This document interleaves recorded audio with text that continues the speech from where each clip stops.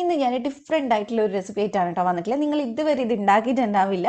അതിൻ്റെ ടേസ്റ്റ് ആണെങ്കിൽ അസാധ്യ ടേസ്റ്റാണ്. ഉണ്ടാക്കി കഴിഞ്ഞാൽ ഉറപ്പായിട്ട് നിങ്ങൾക്ക് ഇഷ്ടമാവും. അങ്ങനെ വലിയ മെനക്കെടൊന്നും ഇല്ല. നമുക്ക് കുറച്ചൊന്ന് പരത്താനും കുഴയ്ക്കാനും ഉണ്ട്, അത്രയൊക്കെ ഉള്ളൂ. അപ്പോൾ എല്ലാവരും ട്രൈ ചെയ്ത് നോക്കുക. നല്ല ക്രിസ്പി ആയിട്ട് നല്ല മുരിഞ്ഞിരിക്കണ ഉള്ളിൽ നല്ല ഫില്ലിംഗ് ഒക്കെ ആയിട്ടുള്ള ഒരു കിടിലൻ സ്നാക്കാണ്. അപ്പോൾ ഇത് ഉണ്ടാക്കാനായിട്ട് ആദ്യം തന്നെ നമുക്ക് വേണ്ടത് മൈദയാണ്. അപ്പോൾ ഞാൻ എപ്പോഴും പറയുന്ന പോലെ മൈദ കഴിക്കാത്തവർക്ക് ഗോതമ്പിൽ ചെയ്യാം.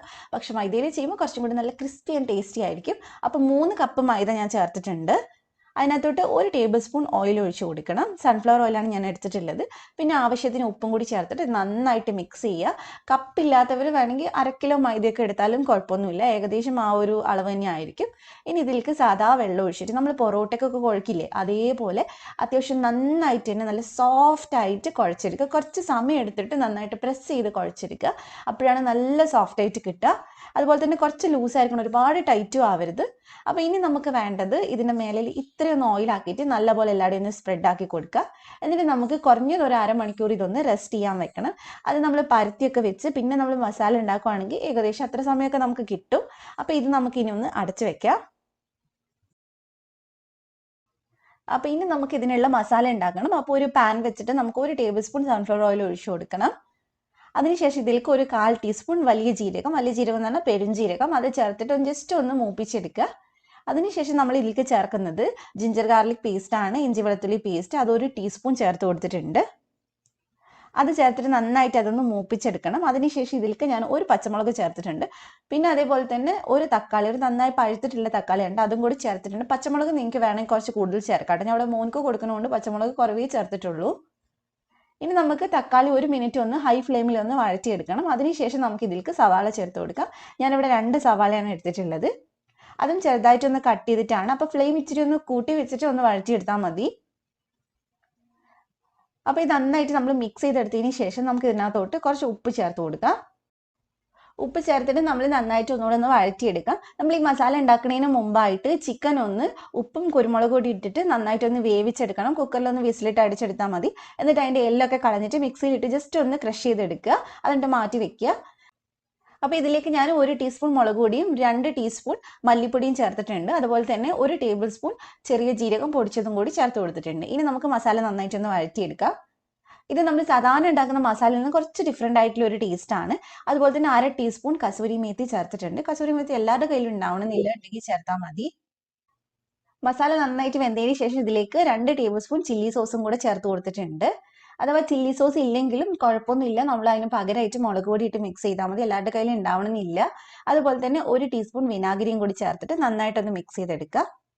അപ്പോൾ ഇത് നന്നായിട്ട് മിക്സ് ചെയ്തതിന് ശേഷം നമ്മൾ വേവിച്ച് ക്രഷ് ചെയ്ത് വെച്ചിട്ടുള്ള ചിക്കൻ ചേർത്ത് കൊടുക്കുക. അത് ഏകദേശം 2 കപ്പ് ഉണ്ടാവും നമ്മൾ അളക്കുവാണെങ്കിൽ.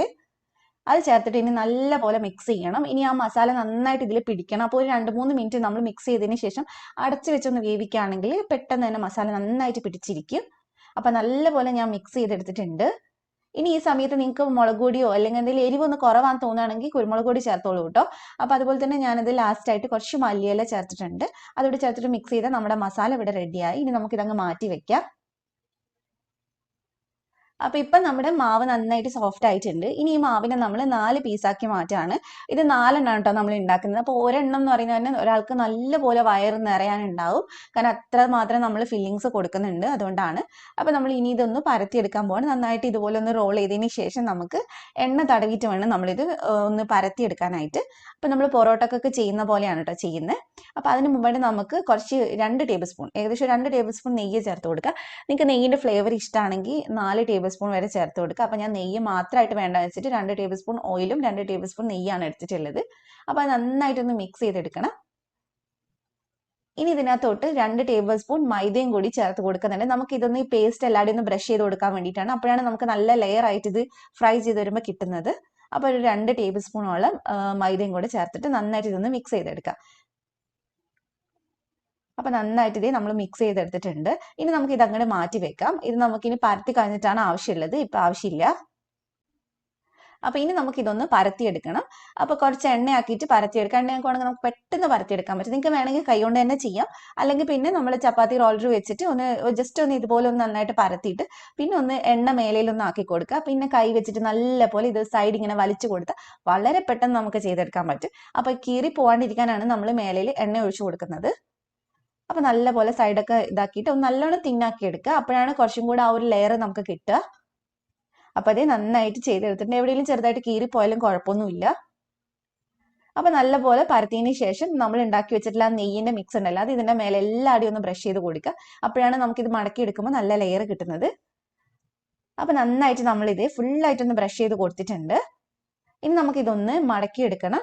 അപ്പം നമ്മൾ രണ്ട് സൈഡിൽ നിന്നായിട്ട് ഇങ്ങനെ നീളത്തിലാണ് കേട്ടോ മടക്കുന്നത്. അപ്പോൾ ഇതേപോലെ ഒന്ന് മടക്കിയെടുക്കുക. ഭയങ്കര ഷേപ്പ് വേണമെന്നൊന്നുമില്ല, കാരണം നമുക്ക് ഒന്നും കൂടി ഇത് പരത്താനുള്ളതാണ്. അപ്പോൾ ഇതേപോലെ ഒന്ന് പരത്തിയെടുത്താൽ രണ്ട് സൈഡിൽ നിന്ന് ഒന്ന് മടക്കിയെടുത്താൽ മതി. ഇനി ഇതിൻ്റെ മുകളിലായിട്ട് നമ്മൾ ഒന്നും കൂടി നെയ്യ് ഒന്ന് ബ്രഷ് ചെയ്ത് കൊടുക്കുന്നുണ്ട്. അപ്പോൾ ഈ സൈഡ് നമുക്ക് ലെയർ കിട്ടും, അതിന് വേണ്ടിയിട്ടാണ്. ഇനി നമുക്കിതൊന്ന് സ്ക്വയർ ആക്കിയിട്ട് ഒന്ന് മടക്കിയെടുക്കാം. നിങ്ങൾക്ക് വേണമെങ്കിൽ ഒരു സൈഡിൽ നിന്ന് തന്നെ മടക്കാം. ഞാനിപ്പോൾ രണ്ട് സൈഡിൽ നിന്നും അങ്ങോട്ടും ഇങ്ങോട്ടും ഒന്ന് മടക്കിയെടുക്കുന്നേ ഉള്ളൂ.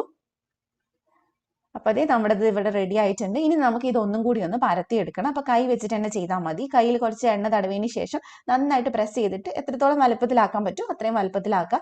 ഭയങ്കര വലുപ്പം വേണമെന്നൊന്നുമില്ല, ഒരുപാട് തിന്നാവണമെന്നും ഇല്ല.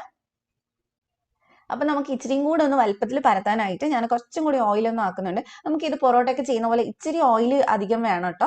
അപ്പോൾ എപ്പോഴൊന്നും കഴിക്കാൻ പറ്റില്ല, എന്നാലും വിരുന്നുകാരൊക്കെ വരുന്ന സമയത്തോ അല്ലെങ്കിൽ നമുക്ക് കഴിക്കാൻ ഇഷ്ടമുള്ള സമയത്തൊക്കെ എപ്പോഴെങ്കിലും ഒന്ന് ഉണ്ടാക്കി കഴിക്കാൻ പറ്റും. കാരണം അത്ര നല്ല ടേസ്റ്റാണ്, ഉണ്ടാക്കി കഴിഞ്ഞാൽ ഉറപ്പായിട്ട് ഇഷ്ടമാവും. അപ്പം നമ്മൾ നന്നായിട്ട് പരത്തി എടുത്തിട്ടുണ്ട്. ഇനി നമുക്ക് ഇതിൻ്റെ നടുക്കായിട്ട് ഫില്ലിങ്സ് വെച്ച് കൊടുക്കണം കേട്ടോ. അപ്പോൾ നമ്മൾ ഉണ്ടാക്കിയ ഫില്ലിങ്സ് 4ആയിട്ട് ഡിവൈഡ് ചെയ്താൽ മതി. അപ്പോൾ അതിലൊരു പോർഷൻ നമുക്ക് വെച്ച് കൊടുക്കാം. ഇനി നമ്മൾ കിഴി പിടിക്കുന്ന പോലെ, നമ്മൾ സാധാരണ പൊറോട്ടയൊക്കെ കിഴി ഉണ്ടാക്കില്ല, അപ്പോൾ അതേപോലെ മേലോട്ടേക്ക് എല്ലാ സൈഡിൽ നിന്നും കിഴി പിടിച്ചെടുത്താൽ മതി. എന്നിട്ടാണ് നമ്മളത് നന്നായിട്ടൊന്ന് പ്രസ് ചെയ്തെടുക്കുന്നത്. അപ്പോൾ ഇതേപോലെ ചെയ്തെടുക്കുക. എവിടെയും നമ്മൾ മസാലയിൽ നിന്ന് പുറത്ത് കാണാത്ത പോലെ വേണം നമ്മൾ മേലോട്ടേക്ക് ഇങ്ങനെ പിടിച്ചെടുക്കാനായിട്ട്. അല്ലെങ്കിൽ പിന്നെ നമ്മൾ എണ്ണയിൽ ഫ്രൈ ചെയ്യുന്നല്ലേ, അപ്പം മസാല പുറത്ത് കാണുവാണെങ്കിൽ എണ്ണയിലോട്ട് മസാല പോവും. അതുകൊണ്ടാണ് നന്നായിട്ട് ഇനി പിടിച്ച് ഇതുപോലെ ഒന്ന് പ്രസ് ചെയ്ത് കൊടുക്കുക.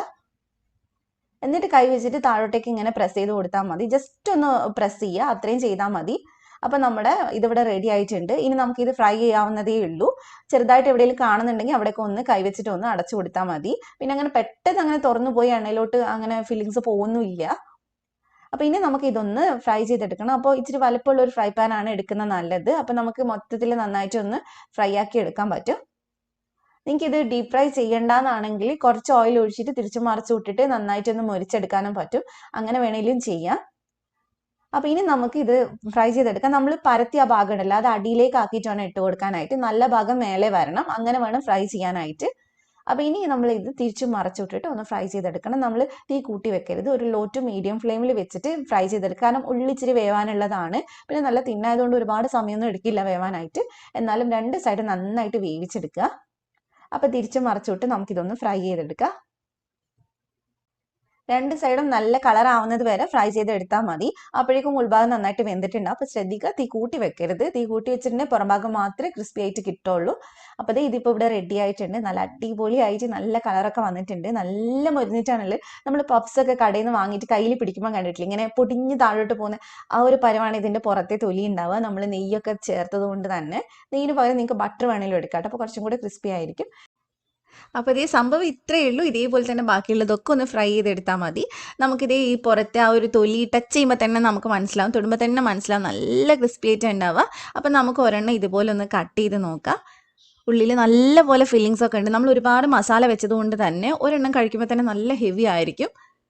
അപ്പോൾ എല്ലാവർക്കും ഈ റെസിപ്പി ഇഷ്ടമായിട്ടുണ്ടാവുമെന്ന് വിചാരിക്കുന്നു. എന്തായാലും ഒന്ന് ട്രൈ ചെയ്ത് നോക്കാം. നിങ്ങൾക്ക് ചിക്കന് പകരം ബീഫ് വെച്ചിട്ടൊക്കെ ട്രൈ ചെയ്യാം. അപ്പോൾ എല്ലാവരും ട്രൈ ചെയ്യുക, എന്നിട്ട് ഫീഡ്ബാക്ക് പറയാം. നിങ്ങൾക്ക് ഈ റെസിപ്പി ഇഷ്ടമായിട്ടുണ്ടെങ്കിൽ ഒന്ന് ലൈക്ക് ചെയ്യുക, ഷെയർ ചെയ്യുക. ചാനൽ സബ്സ്ക്രൈബ് ചെയ്യാത്തവരുണ്ടെങ്കിൽ ഒന്ന് സബ്സ്ക്രൈബ് ചെയ്ത് സപ്പോർട്ട് ചെയ്യുക. എന്നിട്ട് തൊട്ടടുത്തുള്ള ബെല്ല് ക്ലിക്ക് ചെയ്തിട്ട് ഓളും കൂടെ ക്ലിക്ക് ചെയ്യുക. എങ്കിലേ ഞാൻ വീഡിയോസ് ഇടുന്ന സമയത്ത് നോട്ടിഫിക്കേഷൻ വരുള്ളൂ. മറ്റൊരു കിടക്കൻ വീഡിയോ ആയിട്ട് ഇൻഷാ അല്ലാഹ് നമുക്ക് വീണ്ടും കാണാം. Thank you for watching.